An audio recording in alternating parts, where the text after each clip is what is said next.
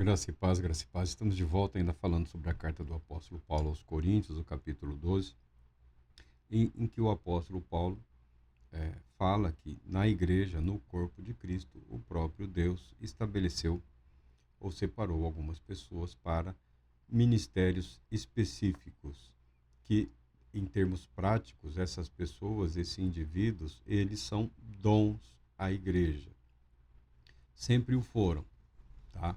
E sempre agiram dessa maneira, como dons de Deus para a edificação do corpo de Cristo. Ele está falando dos apóstolos, dos profetas e dos mestres. Ele está falando aqui de uma forma resumida, tá? Apóstolos, profetas, evangelistas, pastores, mestres, que é um só dom, são dois aspectos do mesmo. E nós podemos ver aqui, nós temos conhecimento disso. Os apóstolos também eram mestres, também eram evangelistas, tá? Os evangelistas também, e em alguns momentos estava em relevo uma ou outra manifestação espiritual ou capacitação, mas não em termos de posse, em termos de poder realizador de Deus no que diz respeito à edificação da igreja. O apóstolo Paulo não se considerava possuidor de um dom apostólico. Ele se considerava vocacionado, ou seja, separado por Deus em Cristo Jesus para aquela missão específica e procurou, de uma forma intensa, refletir na sua vida esse compromisso entre Deus e ele, através de Cristo Jesus. E ele diz aqui, sempre pensando na igreja como uma unidade, como um organismo, como um corpo. Assim, na igreja, Deus estabeleceu alguns, primeiramente, apóstolos, em segundo lugar, profetas, em terceiro, mestres, em seguida, os que realizam milagres, os que têm dons de curar, os que têm dom de prestar ajuda, os que têm dons de administração e os que falam em diversas línguas. Graças a Deus pela sua palavra. Importante lembrar, eu estou antecipando um pouco, mas ao que eu estou falando em outro material, importante salientar aqui que paralelamente, de forma paralela ao apóstolo, ao profeta, ao pastor, paralelamente a esses três, o apóstolo Paulo coloca uma série de manifestações ou realizações espirituais, que são aqui a operação de milagres, os que realizam milagres, ou os que operam milagres, ou os operadores de milagres, tá? Os que têm dons de curar, os que têm dons de curar e os que têm dom de prestar ajuda. Qual ajuda? Todo tipo de ajuda. Todo tipo de ajuda. Física, material, psicológica, emocional, espiritual. O apóstolo Paulo está expressando aqui a natureza da sua missão, o seu caráter. Ele fala que a pregação dele, a apresentação dele, nunca foi através de elementos de sabedoria humana, de retórica, de filosofia, coisas desse gênero, mas em manifestação do poder de Deus, para que a fé dos cristãos estivesse sempre em Cristo Jesus, e não na sabedoria humana, não na capacitação humana. Então, apóstolos, profetas, mestres, paralelamente a essas pessoas, ou a esses dons para a edificação do corpo, ocorrem esses milagres, tá? Operação de milagres, dons de curar. É interessante, né? As pessoas têm dificuldade, mas nem todo milagre é uma cura, nem todo milagre é uma cura, tá? Como nem toda cura é necessariamente um milagre, tá? Há um processo natural de restauração, regeneração do corpo humano. Mas ele está falando aqui de manifestações geradas, produzidas pelo Espírito Santo. Operação de milagres, dons de curar, de prestar ajuda e também a capacidade administrativa, os que têm dons de administração e os que falam diversas línguas. Administração, organização, é uma das coisas que estavam faltando na igreja de Corinto. A igreja se submeter à capacidade, à orientação organizacional dos apóstolos. Estava faltando isso, estava faltando essa sabedoria, essa expertise. Alguns dons eram presentes na igreja e algumas pessoas tinham uma visão de dons espirituais que não estavam em concordância com o apóstolo Paulo. Via de regra, nós cristãos invariavelmente consideramos dons como possessões, né? É meu, como possessões. O apóstolo interpreta todo e qualquer dom como uma oportunidade e como um chamado ao serviço cristão, um chamado para servir ao próximo. Aquele que recebe é aquele que está sendo chamado para servir, porque o dom em si, ele não produz, ele não gera santidade, ele não gera acréscimo no que diz respeito à vida espiritual. Tá? O caminho da santidade, você pode pegar todos os ensinamentos, você pode pegar tudo que a Bíblia ensina. O dom espiritual em si, ele nada acrescenta ao caminho da santidade, ao chamado de Deus para a santidade. Santificação sem a qual ninguém verá o Senhor. Pode até realizar milagres, mas sem santificação não verá a Deus. Tá bom? Ele não diz assim, operação de milagres, dons de cura ou dons de falar em línguas sem os quais ninguém verá o Senhor. Não, ele não diz isso. A Bíblia declara abertamente santificação, santidade. O espírito de santificação, o espírito de santidade é o Espírito Santo atuando na vida e através da vida do crente para revelar em nós e através de nós o caráter de Cristo Jesus. Essa era uma falha gritante na igreja de Corinto e era uma falha gritante em muitas outras igrejas e é uma falha gritante nas nossas vidas. Nós cristãos, isso eu falo às vezes, até brincando e falo também sério, mas é uma verdade não importando a maneira como eu a expresse. É uma verdade. Os cristãos, de um modo geral, raras exceções, não parecemos com Jesus Cristo, tá bom? Não parecemos com Jesus Cristo. Esse é um ponto que mundo afora, os cristãos são confrontados, porque você pode não acreditar. A Bíblia, os textos do Novo Testamento correram o mundo, não só agora, mas em toda a história.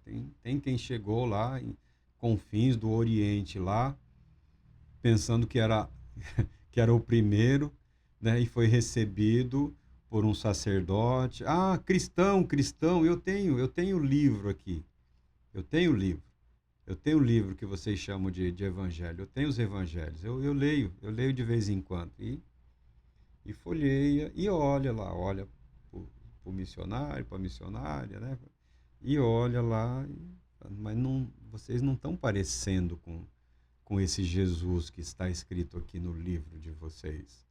Né? É estranho esse comportamento de vocês. Então, o cristão, volta e meia, ele leva também uma tijolada bem no meio da testa. Tá? Nesses termos, não necessariamente a violência, mas às vezes essa confrontação. Se vocês são discípulos de Jesus, por que vocês estão contrariando os ensinamentos dele? É um ponto importante. Tá? A arte de construir relacionamentos é a de fazer boas perguntas, bons questionamentos, não com o objetivo de criar uma armadilha, uma cilada, ou desvendar ou desmascarar um segredo, um pecado ou algo maligno, ou de mostrar o quanto vil, inútil, equivocado é o outro, mas a arte de se colocar diante das mesmas aflições, necessidades e angústias da vida. A identificação produz muito mais resultados do que a segregação. Tá? Então, esse é um ponto importante no que diz respeito aos chamados dons espirituais. Uns falarão, mas são ministérios, são serviços. Todo dom é um serviço. Todo dom tem o objetivo de edificar a igreja. Alguns especificamente servem para edificação pessoal, tá? Mas invariavelmente os dons eles têm o objetivo de funcionar, de atuar numa harmonia de que um edifica o outro, tá? Um edifica o outro. Ah, eu sou apóstolo, não preciso de ninguém. Isso não é verdade. Ah, eu sou profeta e não preciso de ninguém. Não, isso nunca foi verdade na mente, na cabeça desses homens, os verdadeiros apóstolos, os profetas levantados por Deus, os mestres, os evangelistas. Eles não tinham esse pensamento de autossuficiência. Nunca pensaram nisso. Eles tinham um pensamento de total e absoluta dependência e submissão a Cristo, ao Espírito Santo, e o conceito da necessidade de cooperação de um com o outro, para que a edificação fosse mútua e constante, tá bom? Não tem como, eu vou me edificar sozinho, eu vou me desenvolver, vou amadurecer, e o restante. Não existe isso, não é uma competição.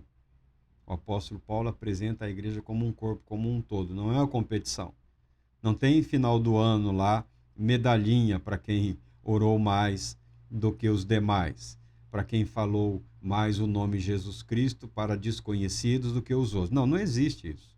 Porque o chamado é para a vida diária, a vida regular, a vida comum, a vida no mundo, a vida como ela é, não uma vida paralela. Nunca os apóstolos propuseram uma vida paralela para a igreja ou para os cristãos. O nosso mundo é outro. O nosso mundo é aquele no qual o Senhor Deus nos colocou, onde nós vivemos para a glória de Deus, para a glória de Cristo, capacitados pelo Espírito Santo, aguardando a vinda do reino que revelará a natureza de todos nós, inclusive a dos cristãos, que a palavra é glorificação, quando seremos glorificados, tá? Acaso são todos apóstolos, são todos profetas, são todos mestres ou evangelistas, ou têm todos os dons de curar? Não. Ninguém precisa ter todos os dons, e ninguém precisa ficar preocupado com dons, tá? Essa é uma inquietação totalmente desnecessária, totalmente desnecessária.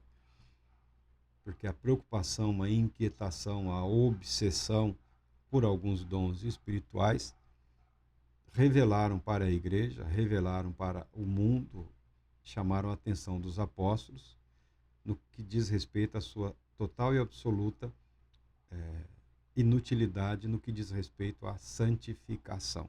Então tem muito dom por aí, dons nunca faltaram, agora o chamado é a santidade.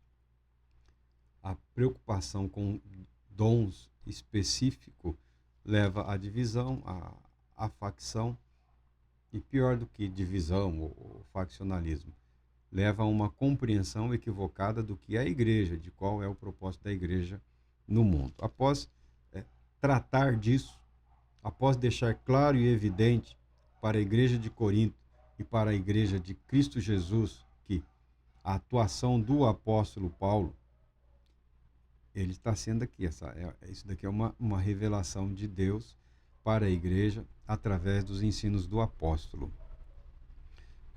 O agir do apóstolo está em total e absoluta conformidade com o que foi planejado, proposto e realizado por Deus com vistas à edificação da igreja e do corpo de Cristo. Pode censurar o mau uso de dons espirituais? Sim, pode censurar sim. Deve censurar sim. Pode censurar, porque estava ocorrendo em Corinto, ocorrendo em outras partes, continuou ocorrendo e ainda hoje ocorre. Não estamos nem questionando a legitimidade das manifestações, não estamos nem questionando a legitimidade dos dons concedidos ou atuantes naquele momento pelo Espírito Santo, mas estamos questionando o real valor, o real caráter dessas manifestações. Isso pode sim, se não glorifica a Deus, se não glorifica a Cristo, se não deixa em relevo a presença daquele que é santo, daquele que é justo, daquele que renova há que se questionar sim. E o apóstolo Paulo está evidenciando isso. Recebeu de Deus a autoridade para regulamentar, para organizar, para dizer: parou, não está dando certo, está conduzindo vocês para um caminho equivocado, não é o caminho proposto por Deus.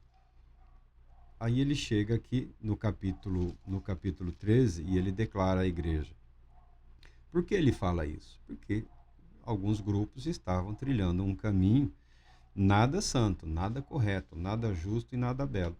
E as pessoas estavam usando dons espirituais ou manifestações espirituais para justificar o erro, para justificar o pecado. Se tem uma coisa que dons espirituais não tem o propósito, não tem o objetivo de demonstrar, é a aceitação do pecado, tá bom?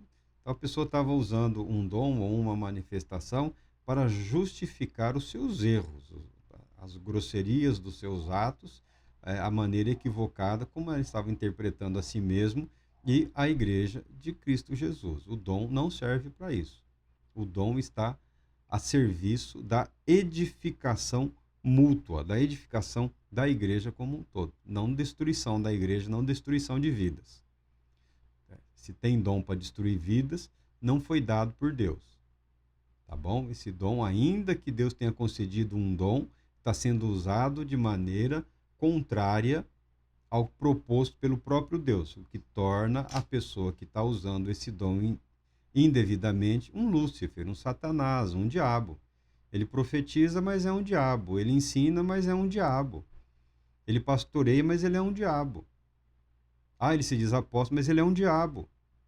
Ele profetiza, mas ele é um diabo. Se o dom não está sendo utilizado para a edificação da igreja, se a realização, se a manifestação, se a operação não glorifica a Deus, não conduz as pessoas ao arrependimento, não conduz as pessoas à consciência da necessidade de santificar a si mesmo e também ao próximo, orando, intercedendo, procurando ajudar, auxiliar, ao invés de viver uma vida egoísta e presunçosa, uma vida de serviço, de ajuda, se o dom não é usado para a edificação, é um diabo. Tornou-se um diabo. Tá? É simples. Marco, mas falando isso você ofende. Não sou eu que ofendo. Eu não ofendo. Eu não estou ofendendo a ninguém. Eu estou dizendo o que a Bíblia ensina, o que o apóstolo ensina, o que a palavra de Deus transmite. E na minha insignificância eu me esforço para colocar a minha vida debaixo das orientações da palavra de Deus. Quem quer viver como um profeta diabo, como um apóstolo diabo, como um que fala em línguas diabo, que viva. Eu não vou arrancar ninguém a tapa de lugar nenhum, não vou impedir ninguém de entrar onde quer que seja, não vou impedir ninguém de agir conforme a sua própria consciência e a liberdade recebida. Agora, o que eu não posso, em nome do meu Deus, em nome do meu Cristo, é corroborar com o erro, com o pecado. Essa mistura havia na igreja. O apóstolo Paulo me impressiona muito, mas impressiona todos que estudam a palavra de Deus. Por quê? Praticamente ninguém quis. Paulo, chega, não, para mim já deu. Passei um ano lá, conheço, não vai, chega. E Deus não obrigou ninguém que não quisesse ir a estar lá. Quem estava disposto a dedicar tempo, a dedicar oração, a dedicar clamores, quem estava disposto a até expor os dons que ele tinha para auxiliá-lo, ou seja, os ministros auxiliares de Paulo. Ele até expôs os seus jovens na confiança que ele tinha em Deus, na confiança que ele tinha no poder, na presença, na pessoa do Espírito Santo, na confiança que ele tinha da vocação dele, do chamado dele no que diz respeito à edificação, a edificação do corpo de Cristo, porque o que ele está ensinando, ele está vivendo, porque se ele não vivesse, ele não poderia ensinar. Ele é instrumento de Deus para a regulamentação dos dons espirituais, porque ele vivia num momento de intensa manifestação espiritual e na vida dele era absolutamente regulamentado, regrado, organizado. E ele transmite isso à igreja. E ele transmite isso à igreja. E ele deixa evidente. Aí, quando chega no capítulo 13, o belíssimo, poético, letra de música, poetiza, né? Pessoas transformam em poema e canta e chora. Ele passa. E agora passo a vos mostrar um caminho ainda muito mais excelente. Dons espirituais não impressionam o apóstolo. Dom espiritual nunca impressionou nenhum dos apóstolos. Nunca. Nunca. Em nenhum momento. Porque eles estão vivendo debaixo da graça de Deus, da comunhão com Deus, da plena e absoluta certeza de terem as suas vidas, nós falamos, inscritos no livro da vida. Você não vai encontrar uma biblioteca imensa, é uma metáfora, uma figura de linguagem. Na absoluta certeza e convicção de que estamos em Cristo, de que eles estavam em Cristo. Cristo com Deus na glória e nós em comunhão com o Senhor Jesus, participando dessa glória eterna, ainda que vivendo aqui nesse mundo. O apóstolo vive o presente como já na eternidade, tá? Mas como ele conseguiu isso, eu também quero viver. Isso não foi uma conquista. Isso doeu muito. Paulo, por exemplo, ele perdeu tudo. Perdeu os amigos, perdeu a carreira, perdeu o emprego, tá? Perdeu o seu nome no registro das ordens rabínicas. Se você procurar um rabino, eu queria saber do Saulo de Tarso, que foi um dos discípulos de Nicodemos, o grande rabino lá, muito famoso na época, lá nos dias de Jesus. Mesmo vocês não sendo cristãos, Nicodemos era um rabino naqueles dias muito, muito famoso, muito influente. E sabemos que vocês amam registrar quase tudo. Queríamos saber dos registros aí, se há uma referência a Saulo ou Saul, né? Eles dirão não. Ele foi excluído de tudo ali na ordem que ele ajudou a sustentar, que ele viveu ali um bom tempo. E entre os cristãos, em vários momentos, ele foi chamado de traidor. Tá? Os judeus gregos, a igreja de Jerusalém convocou para pressionar, o que é isso que você está ensinando? O que está acontecendo? Por que você está contrariando a lei e os profetas? Por que você está criando embaraços ao bom nome de Jesus o Cristo entre os judeus que se converteram e também os gentios? Tá? Ele enfrentou a tudo e a todos para viver, para experimentar, para participar dessa compreensão, para ter essa dimensão da atuação do Espírito Santo na vida do cristão e tudo que o cristão pode ser em Cristo Jesus neste mundo, pela livre graça de Deus, pela atuação do Espírito Santo. Mas isso custou a ele tudo neste mundo e nesta vida, incluindo a própria vida. Tá? Então, esses homens viveram num nível de compromisso e comprometimento muito, muito distintos, muito peculiares. Eles foram agraciados por Deus, inclusive com o sofrimento. O sofrimento é também uma dádiva, o sofrimento é também um dom. Colocando a igreja, conscientizando a igreja dos riscos que ela dos riscos que ela corria, dos erros que ela cometia, orientando, ensinando, instruindo, ele reapresenta para a igreja o que foi proposto originalmente por Cristo Jesus. E não é E não é uma igreja sem dons espirituais. Não é isso. Não é isso. Quando ele apresenta a igreja como corpo de Cristo, os dons espirituais passam a ter um propósito significativo e bastante específico, que é da edificação mútua. Tá? E o capítulo 13 ele fala: E agora passo a vos mostrar um caminho ainda muito mais excelente.